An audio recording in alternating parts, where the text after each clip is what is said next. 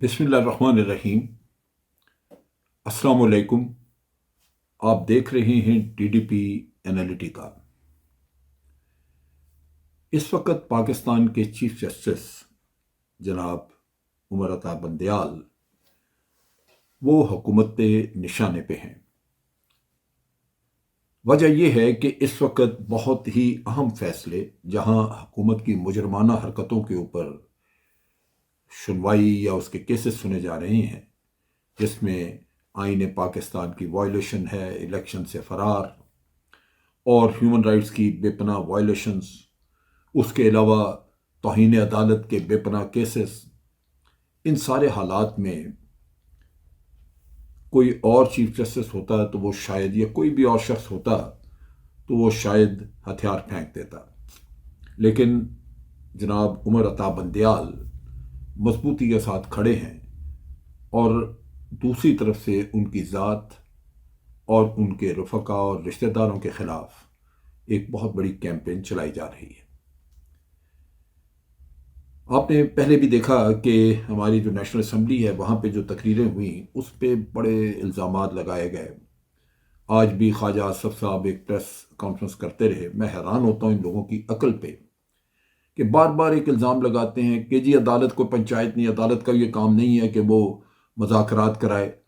عدالت نے کہاں کہ آپ کو مذاکرات آپ نہیں کرنے، نہ کریں۔ عدالت نے تو صرف تجویز دی ہے کہ آپ یہ مسئلہ یہاں حل کر لیں، کیونکہ کانسٹیٹیوشن کی وائلیشن تو آپ کر چکے ہیں۔ اب اگر اس کی بنیاد پہ فیصلہ، کیونکہ آپ بار بار کہتے ہیں کہ آئین اور قانون کی روح سے فیصلہ ہو جائے، اور پھر مذاکرات وغیرہ کا کیا کام اور مذاکرات کیوں کرنے، تو آئین اور قانون کی روح سے فیصلے کا تو انہوں نے پہلے ہی آپ سے کہا کہ اس کے نتائج آپ کے لیے بڑے خوفناک ہو سکتے ہیں، خطرناک ہو سکتے ہیں۔ یہ حکومت جو ہے یہ پیک اپ کر سکتی ہے۔ اگر یہ چیزیں ہوں تو آپ کے لیے اس کے نتائج برداشت کرنا مشکل ہوگا، ملک میں ایک ٹرموائل آئے گا۔ لہذا آپ کو بھی اس چیز کا پتہ ہے کہ حقائق کیا ہے، اور اس کے اوپر اگر فیصلہ ہوا تو وہ آپ کو اندر سے ہلا کے رکھ دے گا۔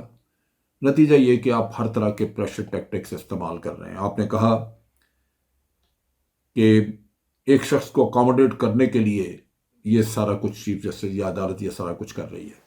چیف جسٹس کو اور باقی ان کے دو رفقا جو ججز ہیں بینچ میں تھے، ان کو آپ نے پی ٹی آئی کے سہولت کار کہا۔ پرائم منسٹر نے بھی بے پناہ ایلیگیشنز، اور یہ تو برملا رانا ثناء اللہ کہتے رہے کہ جی 14 مئی کو تو الیکشن ہم نے کروانے ہی نہیں، اور ہم نے یہ نہیں کرنا، وہ نہیں کرنا۔ عدالت جو جی چاہے کرتی رہے۔ یہ معاملہ چل رہا تھا، لیکن اس کے بعد پھر ایک آڈیو ٹیپ بازار میں لائی گئی جس میں کہا گیا کہ جناب چیف جسٹس عمر عطا بندیال صاحب کی ساس اور خواجہ طارق رحیم جو کہ ایڈوکیٹ ہیں، ان کی بیگم کے درمیان گفتگو ہو رہی ہے، اور گفتگو میں ذکر ہے جناب عطا بندیال صاحب کا بھی، جو کہ ان کی ساس ایک ماں کی حیثیت جو رکھتی ہے، ماں کی حیثیت سے وہ فکر مند ہیں کہ اس کو مشکل فیصلے کرنے پڑ رہے ہیں، اور وہ دعا کر رہی ہیں کہ اللہ تعالیٰ تمہیں استقامت دے، اور وہ کہہ رہی ہیں کہ بے شمار لوگ ہیں جن کی دعائیں آپ کے ساتھ ہیں، سو آپ بے فکر ہو کے فیصلہ کریں۔ اس کو بھی سکینڈلائز کیا گیا۔ اب جو ریسنٹ کام انہوں نے کیا وہ یہ کہ انہوں نے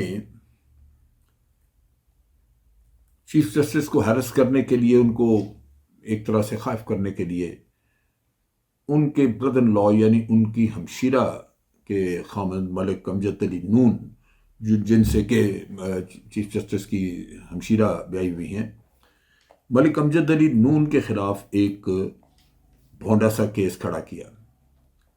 ملک امجد علی نون ایک باوقار آدمی ہیں، اور وہ بہت ہی اچھے عہدوں پہ رہ چکے ہیں۔ پرائم منسٹر کی انسپیکشن ٹیم کے ہیڈ رہ چکے ہیں، امبیسڈر کینیا میں رہ چکے ہیں، اس کے علاوہ وہ اسکواش ایسوسی ایشن کے چیمپئن رہ چکے ہیں، کہ اس کے چیئرمین رہ چکے ہیں، بعض تعلیمی اداروں کے وہ بورڈ پہ رہ چکے ہیں۔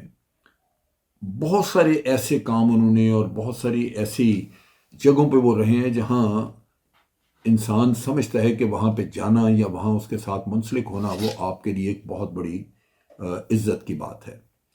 لیکن کیا کریں اس حکومت کا، جو کہ نہ صرف غیر قانونی ہے، نالائق ہے، اور اس کے ساتھ ساتھ سکینڈلس ہے، جو ہمیشہ سے سازشیں اور یہ کام کرتی رہی ہے جس سے کہ ملک کا نقصان ہو۔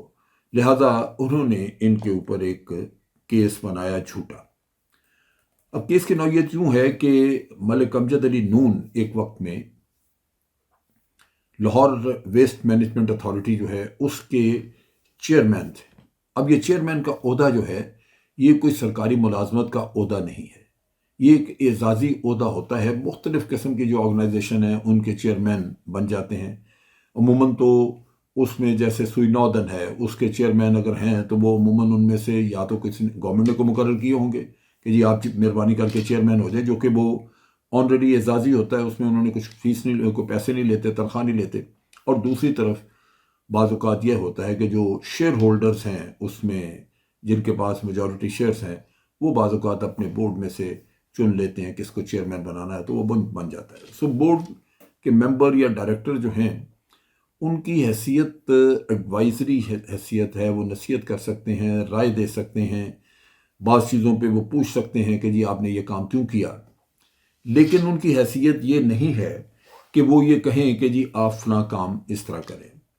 سو ان کے اوپر الزام لگایا کہ جی آپ جب آپ کا جو ٹینیور تھا آپ اس میں مالی بے ضابطگیاں ہوئی، اس کے مالی بے ضابطگیوں پہ آپ کے خلاف ایف آئی آر درج کی گئی ہے۔ آپ دیکھیے کتنا شرمناک کام۔ پہلی بات یہ کہ وہ صرف 4.5 مہینے چیئرمین رہے لاہور ویسٹ مینجمنٹ بورڈ کے، اور اس کے ساتھ ساتھ ان 4.5 مہینوں میں انہوں نے کوئی ایسا کام نہیں کیا یا کوئی ان کی اتھارٹی نہیں تھی کہ وہ فائنینشیل کام کرتے۔ اب کہا یہ گیا کہ کسی نے سورس رپورٹ، کسی نے ان کے خلاف ایک رپورٹ دی کہ جی فلاں فلاں کو ویسٹ مینجمنٹ میں کام دیا گیا، فلاں کو ٹھیکہ دیا گیا، یا فلاں کو اس سے کوئی پیسے لیے گئے، جو کہ لازماً اگر کسی نے کہا ہے اور آپ تحقیقات کرنا ہی چاہتے ہیں، اس تحقیقات میں سب سے پہلے آپ کے پاس ایویڈنس ہونا چاہیے۔ آپ کو کوئی آ کے عرضی دے، آپ اٹھ کے ایف آئی آر درج کر دیں گے؟ نہ تحقیق ہوئی، نہ کچھ، پھر آپ کہتے ہیں جی ہم نے تحقیق کی۔ اگر تحقیق کی تھی تو کیا ملک امجد علی نون کو بلا کے ان سے پوچھا گیا؟ ان کی جو سٹیٹمنٹ ہے وہ ریکارڈ ہوئی؟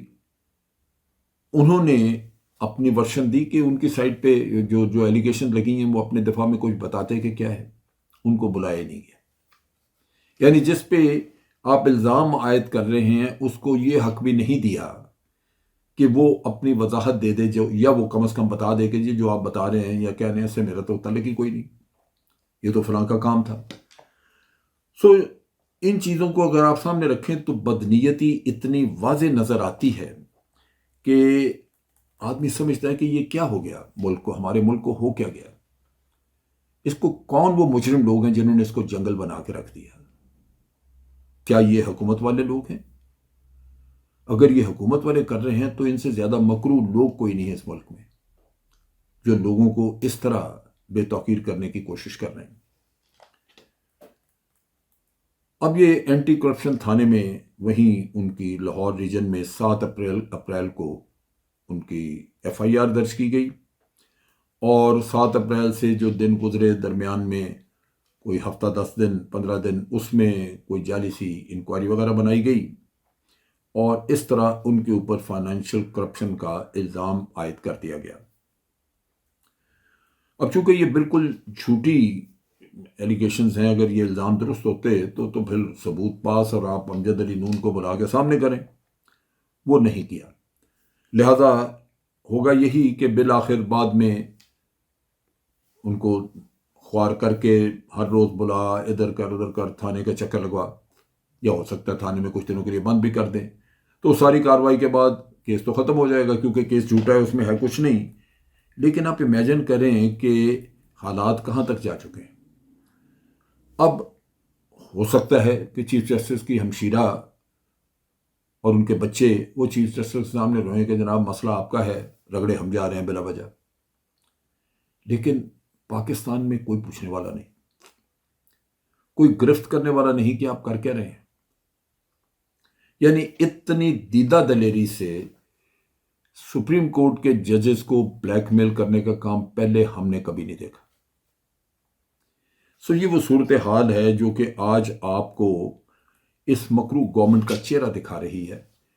اور میں بالکل واضح ہوں اپنے ذہن میں ایک پاکستانی اور ایک محب وطن کی حیثیت سے، کیونکہ میں نہ کسی گورنمنٹ کا حصہ رہا ہوں نہ میں رہنا چاہتا ہوں، لیکن لازماً یہ حکومت پاکستان کے عوام کی بھلائی کے لیے قطعاً کچھ نہیں کر رہی، اور اس کا رہنا کسی بھی صورت میں پاکستان کے مفاد میں نہیں ہے.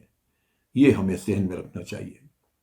اور جو اقدامات ہو رہے ہیں، جس کے خلاف بھی ہو رہے ہیں، آپ آنکھیں بند کر کے کہہ سکتے ہیں کہ اگر اس کا تعلق پی ٹی آئی سے، اگر اس کا تعلق ان ججز سے جو آج ملک کو وہ انصاف دینے کی کوشش کر رہے ہیں، تو پھر کیسز لازماً جھوٹے کیسز ہیں.